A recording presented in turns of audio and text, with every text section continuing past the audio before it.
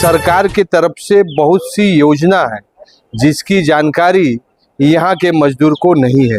वह जानकारी आपके लिए कितना फ़ायदेमंद हो सकता है वह ज़रूर आप देखिए हमारे चैनल एडी लाइफ में। और अविनाश ठाकुर जी जो कहे हैं श्रम अधीक्षक, उनकी बात जरा ध्यान से सुनिए। तो श्रम विभाग की तरफ से 3 तरह की योजनाएं जो मुख्य रूप से चलती हैं वो आपको मैं विस्तारपूर्वक बताना चाहूँगा। हम लोग जो राज्य से बाहर मजदूर जाते हैं उनको हम लोग प्रवासी मजदूर के रूप में सुविधाएं देते हैं। अगर प्रवासी मजदूर कोई बाहर जाता है तो निबंधन करवा के अगर जाए तो हम लोग उसे मृत्यु या फिर दुर्घटना के इसमें 2 लाख रुपए तक का लाभ हम लोग देते हैं। अगर आंशिक अपंगता हो जाती है उसमें भी 1.5 लाख रुपए देते हैं। और इसी तरह से अगर मजदूर सामान्य मृत्यु हो जाए तो 50,000 रुपये तक हम लोग उसे शव लाने के लिए उनके परिवार, उनके आश्रित को देते हैं। सर कैसे करके कहाँ पर रजिस्ट्रेशन होता है, क्या उनका रजिस्ट्रेशन करने का 2 तरीका है। आप सीधा कार्यालय में आके करवा सकते हैं, किसी भी श्रम कार्यालय में जाकर, अथवा प्रवासी मजदूर ऐप के थ्रू भी करवा सकते हैं, अथवा श्रमाधान पोर्टल पर भी जाके आप लोग इसका निबंधन कोई भी मजदूर करवा सकता है।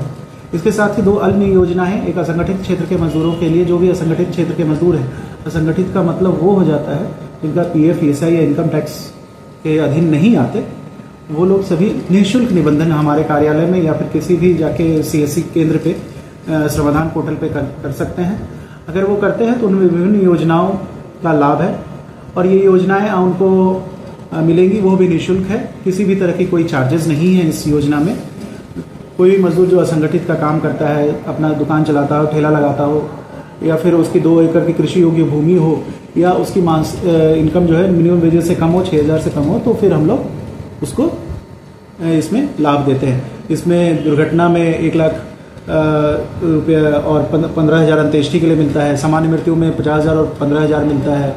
फिर विवाह सहायता इसमें है, फिर औजार के लिए है, साइकिल के लिए है, और विभिन्न तरह की योजनाएं इसमें मिलती है, उसका लाभ ले सकते हैं। फिर इसी तरह से निर्माण मजदूर जो है, निर्माण मजदूर भी असंगठित मजदूर होते हैं, लेकिन उनके लिए चूंकि लेबर सेस जो आपने कहा अभी उसका कलेक्शन करते हैं, तो लेबर सेस के जो पैसे होते हैं उससे हम लोग 13 तरह की विभिन्न योजनाओं का लाभ देते हैं। इसमें 10 रुपये प्रथम बार निबंधन शुल्क है और 100 रुपये प्रति वर्ष जो है अविदाय के रूप में या फिर प्रीमियम राशि के रूप में हम लोग उनसे लेते हैं। ये जो आप इसका अगर जमा करते हैं तो इसमें 13 तरह की विभिन्न योजनाओं में बच्चे के जन्म से लेकर पेंशन तक और अनाथ पेंशन भी हम लोग देते हैं। इसमें 2 लाख से 4 लाख तक मृत्यु में है। अगर कोई दुर्घटना में किसी की कार्य करते वक्त मृत्यु हो जाती है तो 4 लाख रुपए, और सामान्य मृत्यु में 2 लाख, और अंत्येष्टि के लिए 10,000। फिर औजार के लिए, सेफ्टी किट के लिए, बच्चों की छात्रवृत्ति के लिए भी हम लोग 5,000 से 50,000 रुपये तक देते हैं, जो पहली कक्षा से लेकर ग्रेजुएशन तक के लिए है।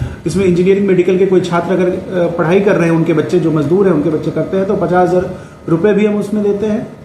इसी तरह उनके पेंशन के लिए अगर वो 60 वर्ष पूर्ण कर लेते हैं और 3 वर्ष तक उन्होंने लगातार अविदाय की राशि दी है तो हम लोग 1,000 रुपये प्रति माह उनके खाते में देते हैं। इसमें भी विवाह सहायता का है। और ये सारी योजनाओं का लाभ वो अगर किसी अन्य विभाग से ले भी रहे हैं तब भी उनको ये लाभ के वो लोग हकदार हैं, तो ये सारे लाभ वो लोग ले सकते हैं, इसमें कहीं भी रुकावट नहीं है। संगठित क्षेत्र के मजदूर हों या निर्माण क्षेत्र के मजदूर हों, उनके लिए हम लोग विशेष तरह से चिकित्सा सहायता योजना एक हमारे विभाग के द्वारा चलाया जाता है, जिसमें अगर कोई भी मजदूर 5 दिन से लेकर 40 दिन तक अगर अस्पताल में भर्ती है और वो अपने कार्य पे नहीं जा रहा है तो उन सभी दिनों का जो अनस्किल्ड का रेट है, उस समय का तत्कालीन जो रेट होगा, हम उस रेट से उसको पूरे दिन, जितने दिन वो भर्ती रहेगा, मैक्सिमम अप टू 40 डेज तक हम लोग उसको भुगतान करते हैं।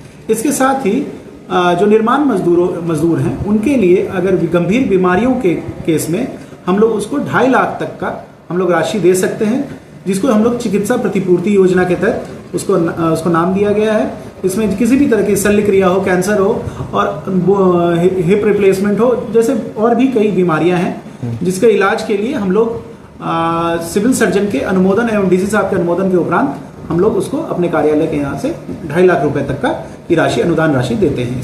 सर वो क्या कैशलेस होता है कि पहले उसको इलाज करा के बिल सबमिट करना पड़ता है? हम लोग इसमें सीधा इलाज कराना होता है। उसके बाद जैसे वो इलाज करवाने के दौरान अपना सिविल सर्जन के यहाँ अपना आवेदन देंगे, सिविल सर्जन अपने बोर्ड से उसको अप्रूव कराएंगे, फिर डीसी साहब से उसको हम लोग एक अप्रूवल ले लेते हैं और फिर वो हमारे कार्यालय में आता है और कैशलेस है, ये सीधा अस्पताल को 2.5 लाख रुपए तक जाएगा। जमशेदपुर झारखंड की औद्योगिक राजधानी है, तो कितने बिल्डर अपने आकर जमा कर दे रहे हैं, किनको जाकर फोर्सली करना पड़ रहा है, कितना भी टारगेट अचीव हो चुका है सर?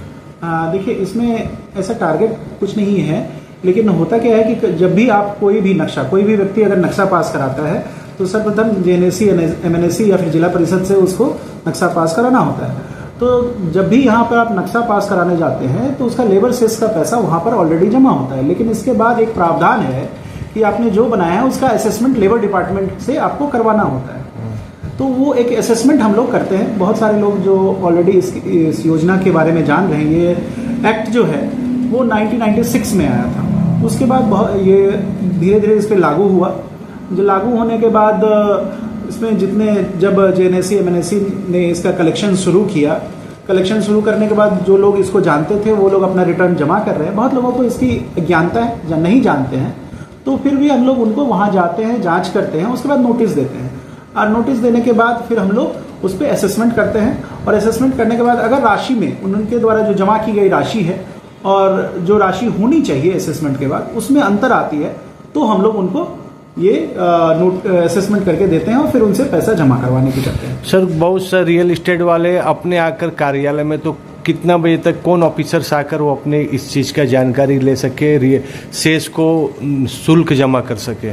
देखिए, इसके लिए एक खाता है जो नेपाल हाउस ब्रांच के state bank of India Nepal house branch में इस खाते में है, उसमें पैसा जमा करना होता है। ये झारखंड भवन अन्य सन्निर्माण कर्मकार कल्याण निधि कोष है, इसमें पैसा जमा होता है हमारा सारा। सुबह 10 बजे से लेकर शाम के 6 बजे तक कभी भी कोई भी यहाँ पर आकर जानकारी ले सकता है, खाता संख्या ले सकता है, और उसमें असेसमेंट के उपरांत जो राशि तय होती है उस राशि को वो सीधा जमा कर सकता है और फिर हमारे ऑफिस से एक सर्टिफिकेट भी ले सकता है।